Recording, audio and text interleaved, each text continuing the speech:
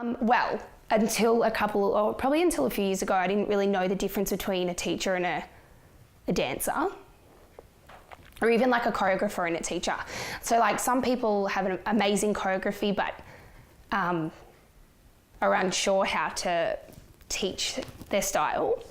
I think, and then some people are amazing dancers, but when they teach, it's hard to get the message across what they're trying to teach. So I do think that dancing and teaching and choreographing are all separate things.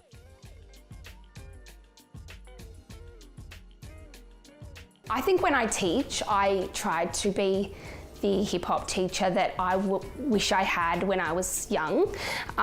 So I think what a lot of people know about me is that I'm very, I love getting to know my students, and if they're really passionate about hip hop, I'm like, cool, like, tell me what you want to learn, I'll help you. I'm very I sort of try my best to go above and beyond to help them.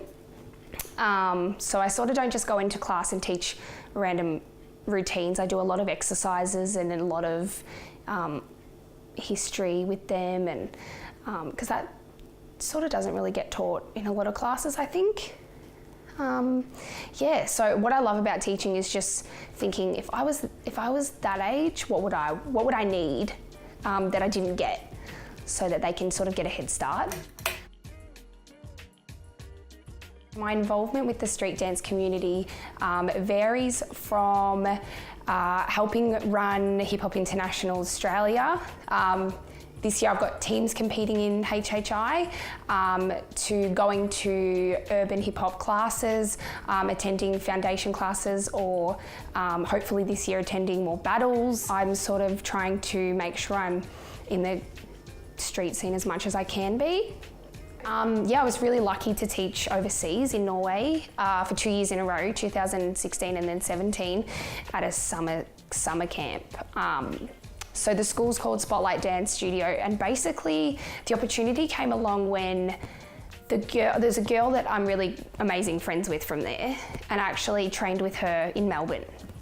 And one day we were just talking and like, oh, I haven't seen you in ages, and she's like, we really actually need a hip hop teacher. Like, you'd be great. So I was like, oh, okay, well, sure. I didn't really think it would happen. And then the next minute she was like, cool, your flights are booked. So then I went there and was obsessed, like, with Norway in general and the town that I was in.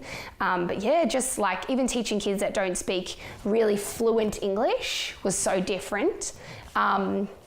And yeah, they were really grateful that I had come all the way. And then the following year they had offered the same thing. They said, like, the kids really loved you.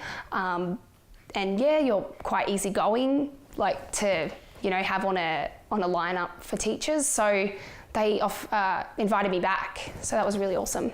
For me, with training, is to always update and upskill. I think, for me anyway, I need to keep taking class and training so that I can actually be better for my students. So it's like a chain of, it's a chain of training. Like, if I train well, my kids are gonna get that too. And I think a lot of people sometimes ask me, like, why do you need to train if you're already teaching, or things like that? You know, non-dancers, and I always say to them, I feel like you're always a student. That's my biggest thing. And I love being a student. I love going to class and just chilling up the back and just listening from afar and like getting everything that I can out of it.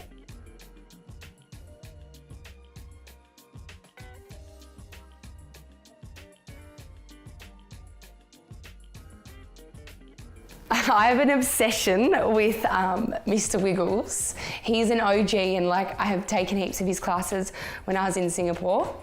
And yeah, he's just straight up, and he just teaches so much history and knowledge. Like, it's a joke, I love him. So if I could, I would train under him all the time, but I can't. So I just YouTube stalk him instead. Someone that really inspires me is probably Lyle Benninger. I love that he's an amazing teacher.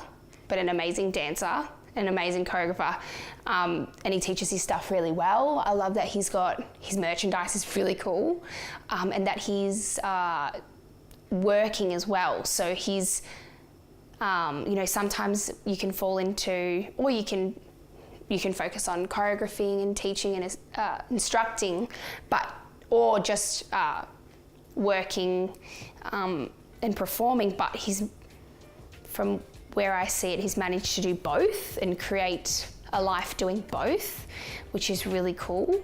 3, 4, 5, 6, 7, 8, and 1, 2, 3, and 4, 5, space, 7, 8.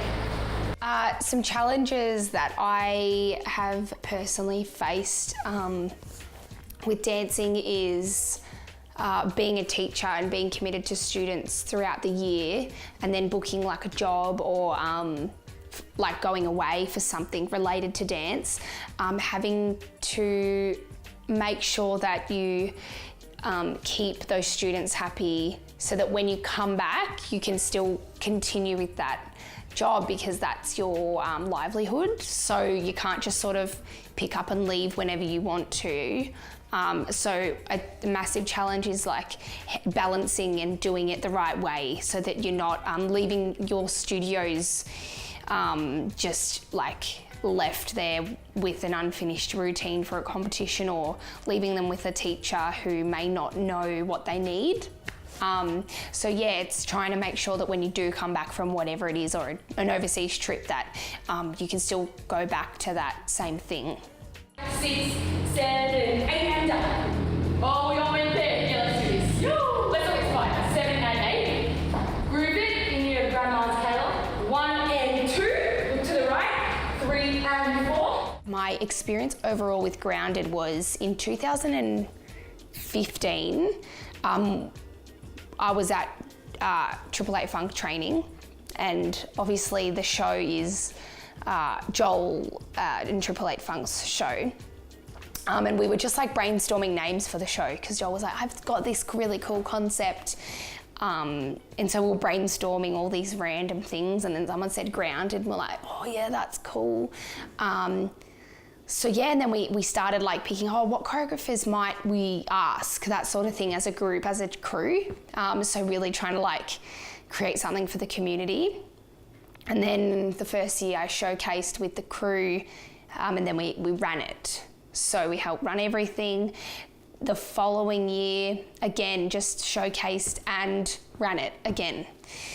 And then last year, 2017, I was asked to, I was invited to be a choreographer. So that was really good. And at the same time, I got to do Sora's thing. So yeah, I've sort of been with Grounded since the beginning, and seen all sides of it. So behind the scenes and what it takes to like, run the show and then be in the show, in the process of actually putting in a Grounded piece. The first thing was when I started, we did our first event, and I was doing the tech rehearsals, and I got to meet so many choreographers and dancers I hadn't met before, which was unexpected. I kind of thought I would just be like, yep, come in, you've got this much time, yep, cool, next crew. But actually I really got to socialise and connect with different people and different dancers. So that was a huge highlight, because then the following year it was like, oh yes, I remember you, and so creating sort of new friendships like that was really awesome. And I just think being a part of something that was built from the ground up is an amazing feeling. Like, not a lot of things I've done is from the beginning, and you see it grow. Like, you've gone from years where the seats are like very empty, like trying your best to sell tickets to a sold out show in the last year. So people are definitely getting on the Grounded, wagon, and they're like wanting to be a part of it and wanting to support it, which is really good. And I think Joel's done an amazing job. And yeah, it's only going to get bigger. Base, 7, 8, and 1, 2, 3, 4, base, 7, move back, da, da, ta, ta, ta, ta, hey, 2. Look, I'm not an OG. I was not born in the Bronx and, you know, like I didn't create any sort of genre or anything. But I've learned a lot in the past couple of years, doing a lot of research and listening to how hip hop has evolved. So there's definitely a commercialized sort of version, I think, that is a little bit wishy-washy, and it's got a fusion of different things. And then my passion is like hip hop culture and finding out exactly what that is so I can pass it to my students and anyone that wants to ask. So I don't have all the answers yet, but I think there is a line, there's definitely a line. I think hip hop is sometimes seen at studios just like really hard hitting jazz. And that's I think just because there's no really education on like culture and knowledge. So hip hop to me is culture, like it's a lifestyle. Yeah, it's DJing, it's graffiti art, breaking. So hip hop is like that lifestyle and culture. And then from there back, I think Wiggles said in the, you know, like the 70s and the 80s, it started in like clubs and on the streets and things like that. So there's things that started in different places, and it's very misconstrued. Is that the word? So yeah, I think that if people want the answers, even you might find like I've read some documents online that I've been told something different of where it originated, like, you know, whacking or popping or locking, that it's originated in a different place. So I think it's like Chinese whispers, personally, and unless you actually were there, you don't really have the answer. So that's why when we do have like OGs come to Melbourne, not only are you paying for a workshop to dance, you're paying to know these answers, because it's really important to know where the styles came from and things like that. So yeah, if you ask me what hip hop is, I believe from what I know, from what I've been told and from what I've asked, it's a culture. And from there, styles have been created around it. And yeah, years and years later, it's happening in studios, whereas it never was in a studio or in a class. It was like on the streets or in a club. 1 and 2, so 3, 4,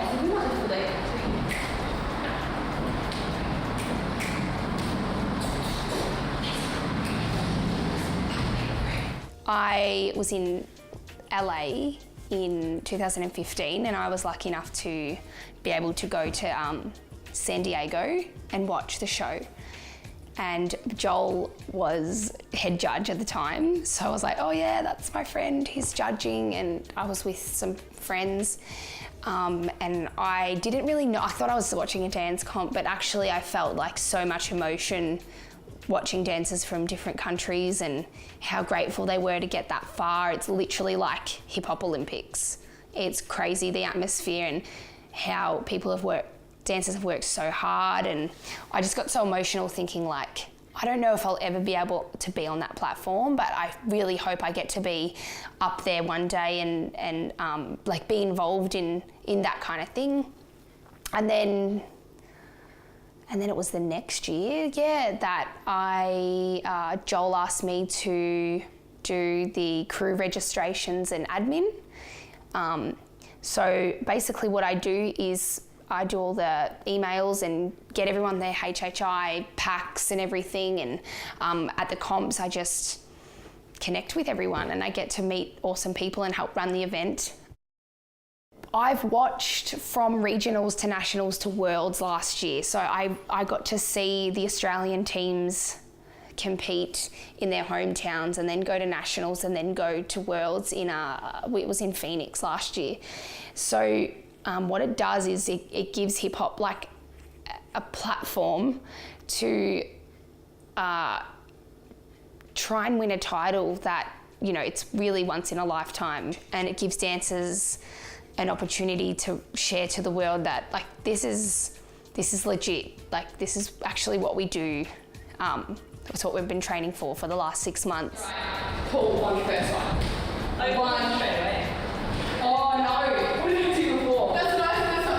That's one. That's it. 1, 2. Oh, that is it, I think. My favourite dance memory, I think, was to make that decision that I was going to be a dancer. So when I was 17, transitioning to an adult, and for me to decide, like, I'm just going to be a dancer. That was my biggest, like, I remember it like it was yesterday. And I feel like everyone was studying for their year 12 exams, and like we're in the library, and I was just like, you know what? I am not wasting my time, but I was like, I already know what I'm going to be. I don't actually need to read this book, or like, I should be focusing on what I already know I'm going to do. There was so much pressure to have a backup, like a backup. But for me, it was so like liberating to be like, nah, I don't need one. Yeah, so that felt amazing. That was like my biggest memory. And then walking into school one day and being like, I got accepted into a school and I'm moving to Melbourne.